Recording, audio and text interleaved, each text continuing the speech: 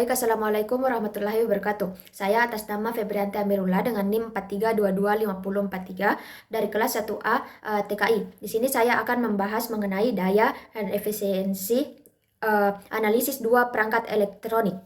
Baik, yang pertama itu apa sih itu yang dimaksud dengan daya?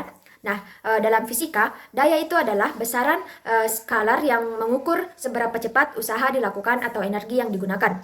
Nah, sederhananya, daya yaitu kecepatan saat melakukan suatu usaha dalam tentuan waktu tertentu. Kemudian, mengapa daya menjadi parameter penting dalam fisika dan teknik? Nah, di sini terdapat 3 alasan, di mana yang pertama yaitu menunjukkan kecepatan kerja suatu alat atau mesin dalam menggunakan energi. Yang kedua, menentukan kapasitas performa perangkat, sehingga penting untuk perancangan dan pemilihan alat. Kemudian, alasan terakhir yaitu membantu menilai efisiensi energi, apakah suatu perangkat boros atau hemat daya.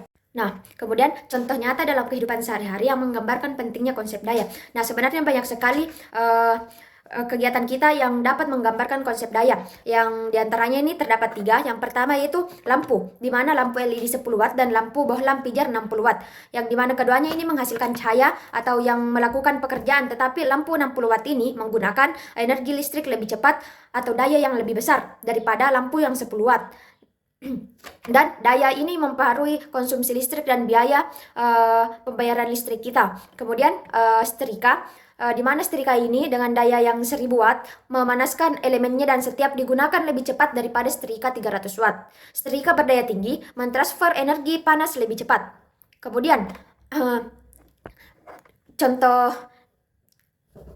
yang ketiga yaitu lari cepat dengan lari santai, di mana pelari yang berlari menempuh jarak 100 meter dengan 10 detik mengeluarkan daya yang jauh lebih besar daripada pelari yang menempuh jarak yang sama dalam 20 detik. Meskipun usahanya itu sama, memindahkan massa tubuh sejauh 100 meter, perbedaan waktunya itu menunjukkan perbedaan daya. Di sini terdapat 2 contoh alat elektronik yang di sekitar saya, itu kipas angin 46 watt dan kulkas 70 watt. Kemudian saya ingin menghitung berapa sih energi yang digunakan oleh alat elektronik tersebut dalam 1 jam. Di sini yang pertama saya mengambil kipas dengan daya yang 46 watt. Cara menghitungnya itu dengan menggunakan rumus E sama dengan P dikali T. Di mana itu P-nya dayanya dan T-nya itu waktunya. Yang ditanyakan di sini itu E energinya. Kemudian untuk penyelesaiannya kita masukkan saja yang diketahui, di mana 46 watt ini dikali dengan 1 jam yang hasilnya 46 Wh.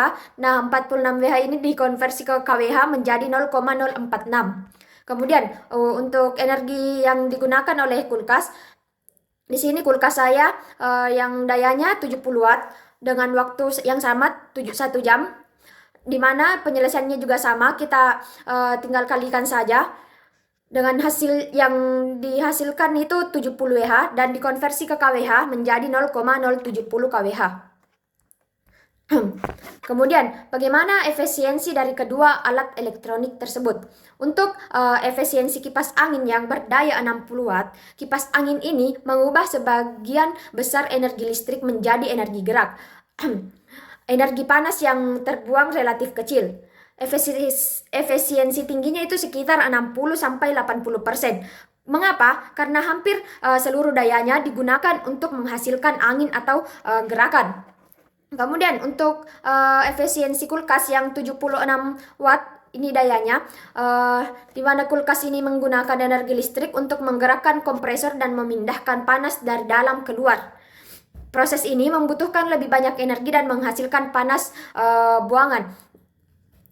Nah, di mana efisiensinya ini menengah sekitar 40-60%. Mengapa? Karena sebagian energi hilang sebagai panas dan pada kompresor dan dinding belakang kulkas. Jadi yang lebih tinggi itu efisiensinya pada kipas angin. Kemudian untuk kesimpulan perbandingannya, di mana kipas angin lebih efisien karena energi listrik langsung diubah menjadi energi mekanik dengan kehilangan panas kecil. Untuk kulkas sendiri kurang efisien karena proses pendinginan melibatkan perpindahan panas yang membutuhkan energi lebih besar dan banyak kehilangan panas. Mungkin itu saja yang dapat saya sampaikan. Lebih dan kurangnya mohon dimaafkan. Wabillahi taufiq wal hidayah. Wassalamualaikum warahmatullahi wabarakatuh.